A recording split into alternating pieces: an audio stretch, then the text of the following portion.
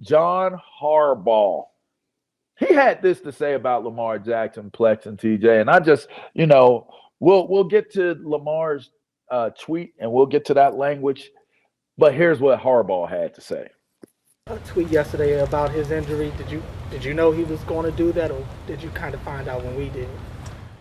No, I didn't know anything about that. I haven't paid much attention to it. It's not something that we can comment on. The nature of an injury specific is really the only person that can comment on that as a person. I mean, there's laws along those lines. We're educated by the league in terms of what we're allowed to say and what we're not allowed to say. So that's nothing I could ever begin to comment on. Okay. And the comment that he was responding to was from Lamar Jackson's Twitter. Thank you, everyone, for your support and concerns regarding my injuries. I want to give you all an update as I am in the recovery process. I've suffered a PCL grade 2 sprain on the borderline of a strain 3.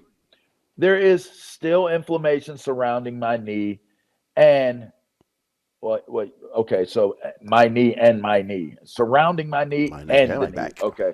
Yeah, right. That's what he meant. All right. So listen, he puts it remains unstable. I'm still in good spirits as I continue with treatments on the road to recovery. I wish I could be out there with my guys more than anything, but I can't give 100% of myself to my guys and fans. I'm still hopeful we still have a chance. That's what Harbaugh was responding to. I have always been a John Harbaugh fan. I think he is a fine coach. I've met him. I spent Pro Bowls around him. I think he's a fine person. But this is BS, if you ask me. And the way he responded, I think is BS. But I'll let y'all. I mean, you can talk to your medical staff. They can tell you exactly what they feel is going on. Go ahead. John Harbaugh, please stop lying. John Harbaugh, please stop lying. Okay. To the media and to the fans and to whoever you're talking to. The head coach of an NFL organization is updated daily with an injury report, with how the players are feeling, and what the diagnosis is. He has known ever since the next day after the game that Lamar Jackson had a grade 2 PCL. And he's very knowledgeable of that. I just heard about it. I don't think about those things. He's not telling the truth. And as far as Lamar Jackson, only the player knows how he feels. So you can't judge a man and say, you know what, if I can't give 100%, then, I'm not going to play and, all of those situations. But the way that he plays the game, and if he feels that his knee is unstable, then he shouldn't play. And he's going to risk injury moving forward with the whole contract situation and all of those things. We saw this the demise of RG3 when he went out there in the playoffs and he tore his knee up just backing out of the pocket or whatever the case was when that happened. We've seen things like this happen. But if he's hurt and I've had a PCL strain. It's very painful, and he's not going to be healthy for the rest of the season. So he's just going to have to make up his mind from a pain tolerant standpoint what he's going to be able to withstand going forward and playing, because there's no guarantee that they're going to move on from this playoff game. So TJ, go ahead, Plex. Go ahead, finish. Go ahead. Yeah. So he only knows how he feels. So that's what I had to say. All right, listen. Before you go, TJ, he said almost a borderline of a grade 3 strain. Let me explain to y'all what a grade 3 sprain is. The PCL is completely torn or is separated at its end from the bone that it normally anchors. At this point, the knee is very unstable and cannot bear your body weight. That's almost, and I know this as players, we learn a lot of medical jargon because we're around it. He didn't make that up. That's not made up. If he said, I'm borderline a grade 3 strain, that's what a doctor told him. Go ahead, TJ. You got it.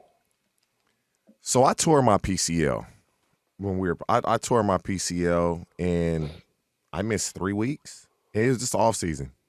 So I had nothing but time. I missed 3 weeks and I was back to practice. There's so much to unpack with both statements. Ooh, so much to unpack. And I know this for a fact. What I'm saying is not my thoughts. What I'm going to say is this is a fact. They feel Lamar's ready to play. And that's not my opinion. I was told this. They feel Lamar's ready to play and he's not playing. Wow. And they offer Lamar the second most guaranteed money in the history of the NFL. That was behind Deshaun Watson. Obviously, Lamar wants a fully guaranteed contract, and so that's why it's the second most guaranteed money in the history of the league, because they're not going to guarantee the entirety of the contract. Lamar wants a guaranteed contract. The NFLPA is pushing for him to get a guaranteed contract. I don't believe the Ravens are going to fold on that. They're not going to fold and give him a fully guaranteed contract. And so now you're playing this game of cat and mouse, and who's going to come out on top? The Ravens need Lamar Jackson. That's the problem. When he plays, they win. When he plays, they average over 20 points a game. When he does not play, they don't win as much, and they average, I believe it's like 10 points less with another quarterback than Lamar Jackson. And I'm with the player on this because our careers are so short. Like, if I feel anything and I felt like I don't have that contract that I won and I feel like I've earned, I'm not going to play, because when Lamar Jackson won MVP, the Ravens have had 3 years to show him, we want you to be our long-term quarterback, and they've yet to do that. You've had so much time. And you can say, yeah, Lamar's ready to play. He may be ready to play. But Lamar's not going to play because he feels like what I want and what I feel I've earned and deserve, you're not giving it to me. And it's going to get really – they're going to lose this game tomorrow. They're going to lose this game tomorrow, and they're going to franchise Lamar. That's going to piss him off even more. And so where does this go? Because upstairs, the coaches in front office, they feel Lamar's ready to play. The doctors have said he's ready to go. He's saying, I'm basically not playing because I can't. But medically, you good to go. So you think Lamar Jackson is taking that avenue of letting the organization see what this team looks like without him playing? And you know what's crazy? We all know that. When Lamar Jackson wins almost 76% of his starts, they cannot score and they don't win games when he doesn't play. And so Lamar knows this. The organization knows this. But they're not going to bend and give him a fully guaranteed contract. And that's where it's going to be very, very interesting. As players, our careers are so short. And if I hate to say this, if I'm Lamar, you're not going to get released within 4 to 5 years of this contract. You're going to pretty much see the entirety of the contract anyway. They're going to get keep this life-changing money because the position you play and the way you play it, there's no guarantees. Get this money so you can set your family up for life. I don't think Lamar Jackson play football freely. I don't think Lamar Jackson gets a fully guaranteed contract anywhere he goes if he chooses to leave Baltimore. Nobody, and that's the point, Plaxico. Nobody's going to give him a fully guaranteed contract. You would have stay to with a great organization. You would have to be going to an organization that's as desperate as Cleveland was last year. And I don't see any team out there that desperate. And I don't even know why Cleveland was seemingly that desperate, but it did happen. Maybe that's the Jets. Maybe the Jets are desperate enough to do that. I don't know. I'll say this. It has been over 6 weeks that he's been recovering. Now, it says in a horrible PCL injury, it could take up to 9 to 12 months if you have to get reconstruction. But we haven't heard any language about there being any type of reconstruction of the PCL ligament. The ligament. So to me, there's somewhere the truth is somewhere in there. Is he ready to play right now? I don't know 100% if he's healthy enough to go out there and play the way that Lamar Jackson plays. Could he throw a knee brace on it and go out there and throw the ball and maybe move around a little bit? Sure. But is he able to go out there and be that guy? See, to me, I feel like if you don't have a contract and you're in this position where you're compromised physically, but you're also compromised, contractually speaking, if you go out there and you look like some trash in the first round of the playoffs, I don't know that you've done yourself any more service or any more justice to get a better contract. LaVar, you just can't risk it. You can't risk it. You can't. Or you get can't hurt. take that chance because let's be honest. Say Lamar Jackson does come and play. Are they winning the Super Bowl? Or are they even going to the Super Bowl? No. So why are you? And it sucks because this is us being real. You not winning the Super Bowl whether he plays or he doesn't play. And so being a player, I'm looking after me. We not winning it anyway. I'm not playing. I think the biggest issue here, honestly, and it goes back to the original point I made coming into the segment.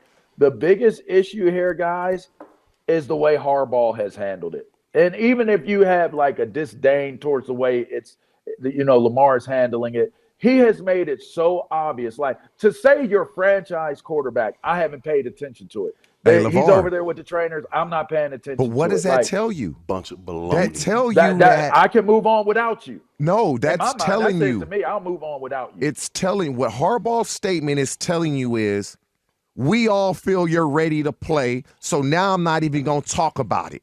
That's what that statement tells me is. But why would you say I can't tell you what he feels, or I can't? Because he doesn't want to. He's angry. He's angry, and he doesn't even want to talk about it because they know he can play.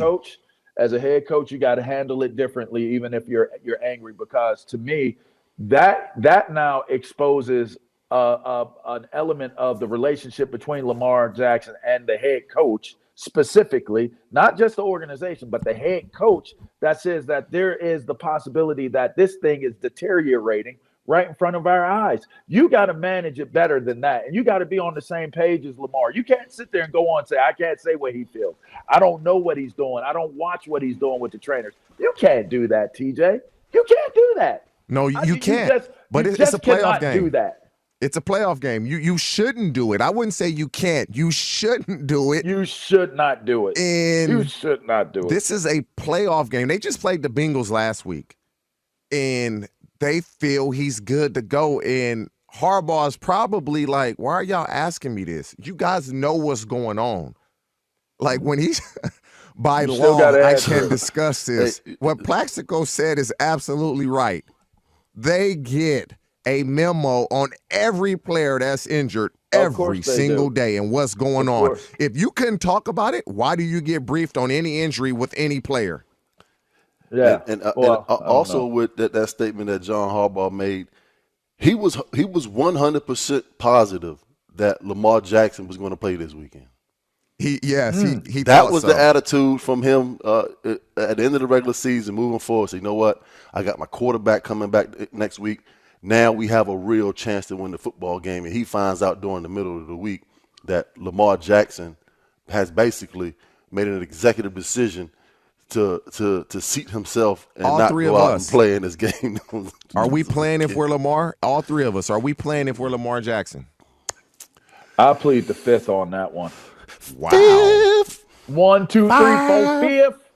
I plead 1, 2, and the event that it could incriminate me in any dealings that I may have in the future, I am going to plead the 1, 2, 3, 4, fifth.